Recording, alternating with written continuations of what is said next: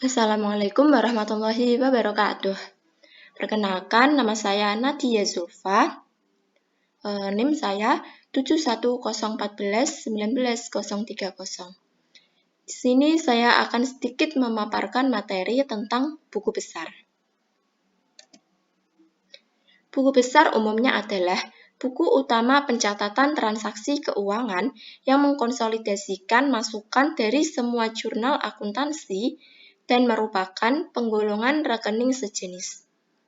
Buku besar merupakan dasar pembuatan laporan neraca dan laporan laba rugi. Peran buku besar ada 3. Yang pertama, tempat mencatat perubahan posisi keuangan. Yang kedua, memberikan informasi keuangan secara efisien dan efektif apabila diperlukan. Yang ketiga, sebagai sumber informasi penyusunan neraca saldo dan laporan keuangan. Fungsi khusus buku besar. Ada beberapa fungsi khusus. Yang pertama, proses pencatatan data-data transaksi keuangan dalam bisnis yang terjadi selama periode akuntansi, baik saat ini maupun seterusnya. Yang kedua, media klasifikasi dan pencatatan kode data transaksi yang bersumber dari akun-akun perusahaan. Yang ketiga, sebagai bukti atau validasi dari semua data yang telah terkumpul. Yang keempat, pembaharuan terhadap akun yang terdapat pada buku besar umum, dan berkas-berkas data transaksi. Selanjutnya, sebagai pencatatan penyesuaian terhadap akun-akun perusahaan. Dan yang terakhir, persiapan laporan keuangan di akhir periode akuntansi. Ada beberapa manfaat buku besar.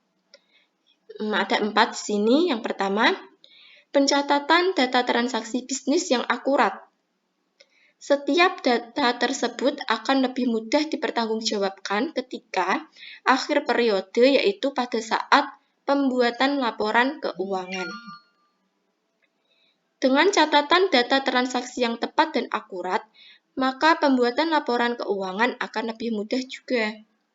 Yang kedua, memposting semua transaksi yang terjadi dalam bisnis dengan benar berdasarkan akun-akun perusahaan. Yang ketiga, menyeimbangkan debit dan kredit dalam akun perusahaan. Dan yang terakhir, mempermudah proses pembuatan jurnal penyesuaian dengan catatan data transaksi yang akurat. Contoh buku besar akuntansi. Contoh yang pertama yaitu bentuk T. Buku besar perusahaan dengan bentuk T dalam akuntansi atau keuangan merupakan sebuah bentuk buku yang paling sederhana, bentuknya hanya seperti huruf T besar.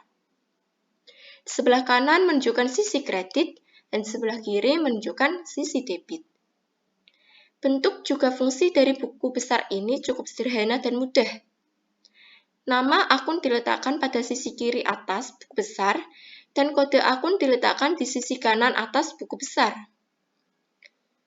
Jumlah akun dan transaksi yang dicatat berbeda-beda untuk setiap perusahaan. Tergantung pada jenis perusahaan dan jenis transaksi yang terjadi dalam suatu periode perusahaan. Bentuk buku besar T tetap memiliki kesamaan meskipun akun yang dicatat berbeda. Kesamaannya yaitu format tanggal, debit, kredit, dan nama dan nomor akun, total di akhir jumlahnya. Yang kedua, bentuk skontro. Bentuk skontro biasa disebut bentuk 2 kolom. Skontro sendiri artinya adalah sebuah atau dibagi 2, yaitu kanan dan kiri atau debit dan kredit. Fungsi dari buku besar bentuk skontro cukup penting dan sering digunakan dalam perusahaan.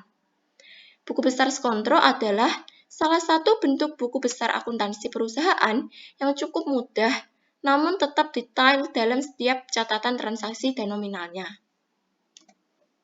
Yang ketiga ada bentuk stafel berkolom saldo tunggal.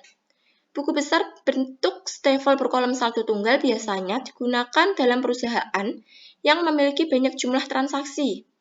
Kolom saldo digunakan untuk menuliskan hasil setelah terjadi transaksi debit atau kredit. Ini akan lebih memudahkan jika jumlah transaksi yang terjadi banyak dalam satu periode. Yang keempat ada bentuk stafel berkolom saldo rangkap. Pengertian dari buku besar bentuk stafel berkolom ganda ini bentuk buku yang menyerupai bentuk kolom saldo buku besar. Yang membedakan dari bentuk stafel berkolom tunggal hanyalah dalam kolom saldo dibagi menjadi dua kolom lagi, yaitu kolom debit dan kolom kredit. Sekian dari saya, kurang lebihnya mohon maaf. Wassalamualaikum warahmatullahi wabarakatuh.